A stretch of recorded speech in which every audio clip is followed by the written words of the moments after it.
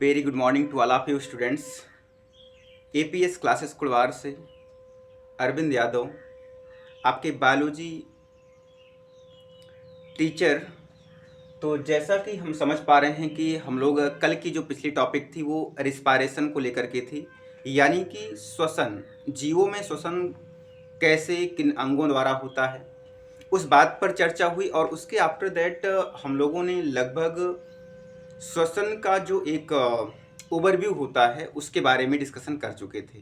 तो आज जो बारी थी, क्योंकि जब आप पिछला लेक्चर देखेंगे तो उसमें आपको कंफर्म हो जाएगा कि एटीपी के रूप में कितने एटीपी बनते हैं यूकैरियोट सेल में और कितने एटीपी बनते हैं प्रोकैरियोट सेल में।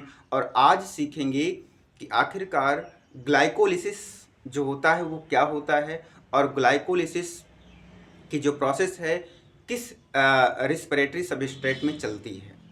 तो उस बात को समझेंगे और टाइप्स ऑफ रिस्पायरेशन और श्वसन के प्रकार के बारे में बात करेंगे। आइए चलते हैं। और ये टॉपिक जो है यूपी का या बीपीएससी बिहार का, चाहे क्लास 10th हो, 11th हो, नीट हो, या आप यूपी टीजीटी पीजीटी बायोलॉजी के समक्ष देख रहे होंगे, तब भी आपके लिए हेल्पफुल होगा, क्योंकि यहाँ से क्वेश्चन खासकर तो वर्णक से क्वेश्चन आते हैं। वर्णक से, पिगमेंट से क्वेश्चन आते हैं, तो वो पिगमेंट्स का टॉपिक आप जरूर याद रखेंगे।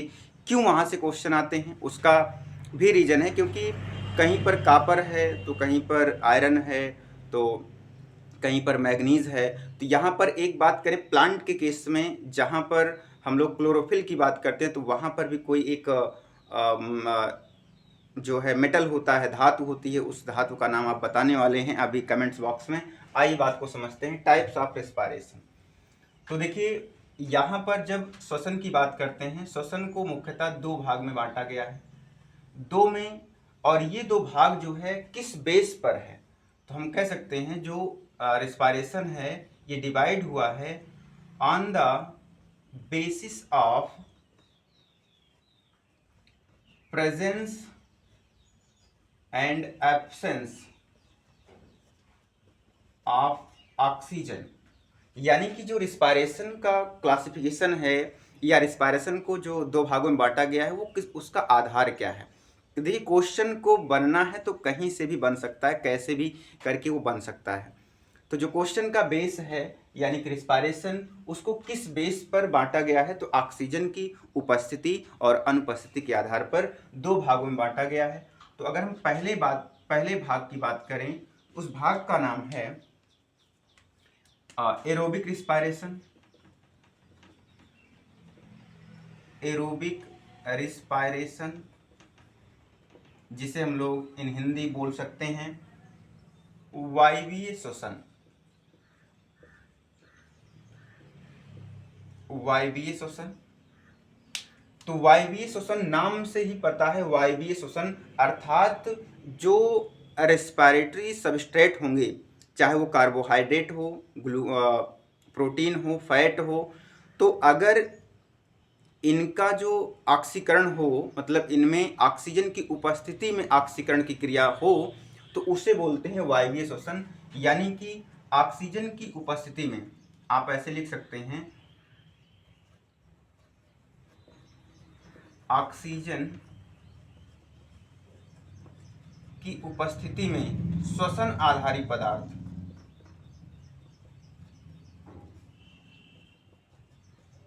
श्वसन आधारी पदार्थ।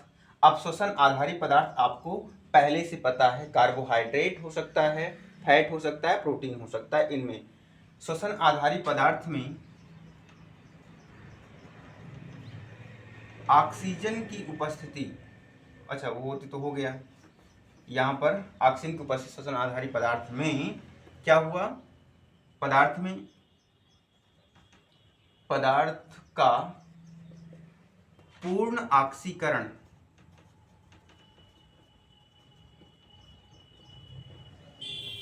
ऑक्सीकरण होता है।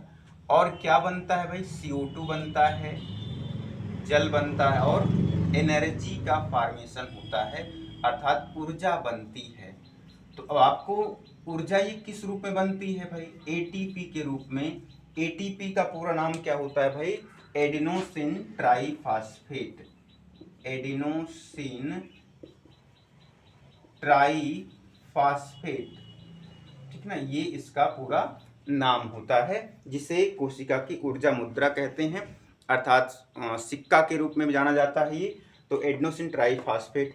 अब यहीं पर कल एक क्वेश्चन पूछा गया था उसमें कि यूकैरियोटिक सेल में कितने एटीपी बनते हैं भाई, 38 एटीपी जब एक ग्लूकोज टूटता है। और प्रोकैरियोटिक में कितने बनते हैं, सॉरी प्रो में 38 बनते हैं इसमें, ये प्रोकैरियोट के लिए था। और यूकैरियोटिक में 36 एटीपी एक ग्लूकोज के टूटने पर बनता है। तो ये यूकैरियोटिक था, ठीक है ना। तो ये इतनी बातें आपको ध्यान रखनी है। आइए अब बात समझते हैं इसको रिएक्शन के रूप में, समीकरण के रूप में कैसे व्यक्त करेंगे, क्योंकि कभी कभी पूछ लिया जाता है कि श्वसन का सही समीकरण कौन सा है। अभी पीजीटी के एग्ज़ाम में ये अरिहंत वाली बुक में आप देखेंगे जब इसको, तो वहाँ पर श्वसन चैप्टर में ये क्वेश्चन दिया हुआ है कि श्वसन का सही समीकरण है। तो आपको 4 ऑप्शन दिया, 4 समीकरण बना के, तो उसमें जब आपको श्वसन का, वो भी श्वसन का मतलब वायवीय श्वसन, क्योंकि आपको नॉर्मली वायवीय श्वसन के बारे में ही पूछा जाएगा क्वेश्चन। तो आइए समझते हैं। तो आपने श्वसन आधारित पदार्थ में किसको लिया है, कार्बोहाइड्रेट। कार्बोहाइड्रेट को कौन सा, ग्लूकोज, C6H12O6 प्लस उपस्थिति किसकी है भाई, ऑक्सीजन की, यानी कि O2, रिएक्शन मार्क लगाएंगे तो बनाएंगे क्या, CO2 प्लस H2O प्लस हम एनर्जी लिख रहे हैं। अब एनर्जी में लगभग कैलोरी में लिखेंगे तो 673 के बजाय 686 किलो कैलोरी एनर्जी ये प्रोवाइड होती है, ये बनती है। अगर एटीपी के रूप में बात करेंगे तो ये अगर 36 एटीपी या 38 एटीपी आप यहाँ से डिफ्रेंशिएट कर लेंगे। अगर यूकैरियोट की बात करेगा तो आप 36 एटीपी, और प्रोकैरियोट की बात करेगा तो भाई 38 एटीपी आप लिख सकते हैं यहाँ पर। तो अब देखिए, जैसे प्रेजेंट टाइम पे अगर हम बात करें क्लास 10th के लेवल पर, तो ये बात होगी कि क्या ये समीकरण कैसा है, ये क्या बैलेंस इक्वेशन है या स्केलेटन इक्वेशन है। तो बैलेंस इक्वेशन का मतलब हो गया संतुलित समीकरण, और स्केलेटन का मतलब हो गया कंकाली समीकरण। तो कंकाली का मतलब क्या होता है, जो बराबर ना हो, अनइक्वल हो। तो ये इस समय क्या है, स्केलेटन है, कंकाली है। तो इसको बराबर करना चाहेंगे आप लोग तो क्या करेंगे, कार्बन की संख्या इधर 6 है तो यहाँ पर 6 कर लेते हैं, 6 यहाँ पर और 6 यहाँ पर।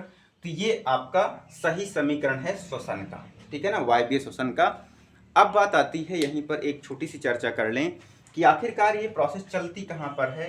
तो ये प्रोसेस चलती है माइटोकॉन्ड्रिया के साइटोप्लाज्म में, ठीक है ना, साइटोप्लाज्म में यानी कि कोशिका द्रव्य में। और एक अच्छा क्वेश्चन, एक ग्लूकोज मॉलिक्यूल जब टूटता है कि टूटने से 2 पायरुविक एसिड बनते हैं। पायरुविक एसिड के 2 अणु का फॉर्मेशन होता है, ये बिल्कुल याद रखिएगा। एक ग्लूकोज के टूटने से पायरुविक एसिड के 2 अणु बनते हैं, यानी CH3COOH, ठीक है ना, वो उसका फार्मूला होता है पायरुविक एसिड का। तो अब हम बात करते हैं दूसरे टाइप का रिस्पायरेशन जो है, यानी एनएरोबिक रिस्पायरेशन। तो अब आपको ये बातें बिल्कुल पूरी स्पष्ट समझ में आ रही होगी, क्या है, कैसे है कहानी। अगर समझ में आती है तो आप लाइक और अपने दोस्तों में ज़रूर शेयर करें। चैनल पर पहली बार आए हैं तो उस चैनल को सब्सक्राइब जरूर कर लें। आइए देखते हैं सेकेंड टाइप का श्वसन, एनएरोबिक रिस्पायरेशन। तो एनएरोबिक रिस्पायरेशन क्या होगा, क्या वो हमारे लिए भी, हमारे शरीर में भी होता है या नहीं होता है, उसके बारे में जानेंगे, समझेंगे। तो सेकेंड टाइप का जो रिस्पायरेशन है उसका नाम क्या है भाई, उसका नाम है एनएरोबिक रिस्पायरेशन, ठीक है, यानी अवायवीय श्वसन कहते हैं उसको। अवायवीय श्वसन का सेंस ये है कि ऑक्सीजन की अनुपस्थिति में अगर श्वसन आधारित पदार्थ का अपूर्ण ऑक्सीकरण होता है और CO2 और इथेनॉल का फॉर्मेशन होता है, तो उस प्रोसेस को हम बोलते हैं एनएरोबिक रिस्पायरेशन। यानी कि आपको क्या करना है, ऑक्सीजन की अनुपस्थिति में आप ऐसे लिख सकते हैं, एब्सेंस ऑफ ऑक्सीजन, यानी ऑक्सीजन की अनुपस्थिति में श्वसन आधारी पदार्थ। तो बार बार याद दिला दे रहे हैं, श्वसन आधारी पदार्थ में क्या क्या आता है। पदार्थ का अपूर्ण ऑक्सीकरण होकर CO2 तथा C2H5OH और बहुत कम मात्रा में ऊर्जा उत्पन्न होती है।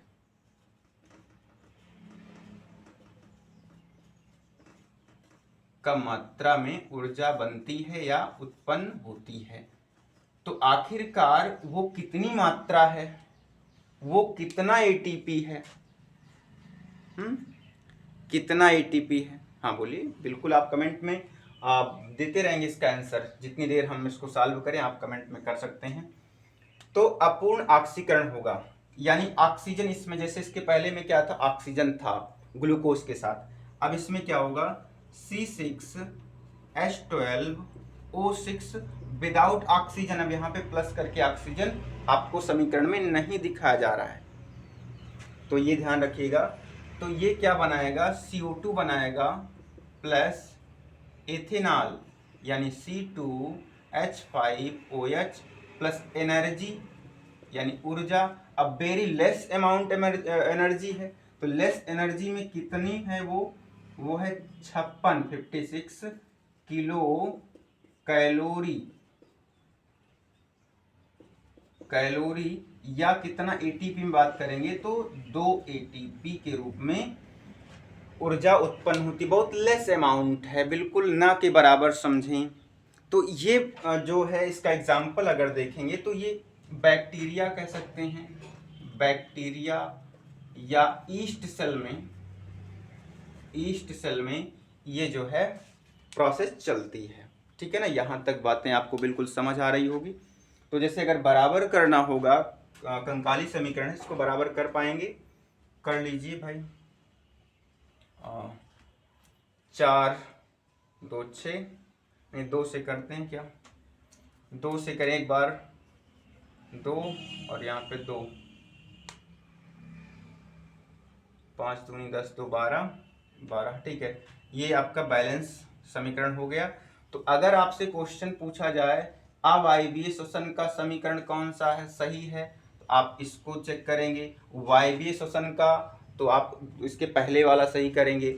अगर केवल श्वसन का सही समीकरण पूछ ले तब भी आप वायवीय का ही लगाएंगे, और जब भी अवायवीय पूछेगा तब आप इसको ध्यान देंगे। श्वसन पूछे तब वो वाला, इसके पहले वाला, अगर वायवीय पूछेगा तब भी वही, अगर अवायवीय पूछता है तब आपके सामने ये वाला समीकरण सही होगा।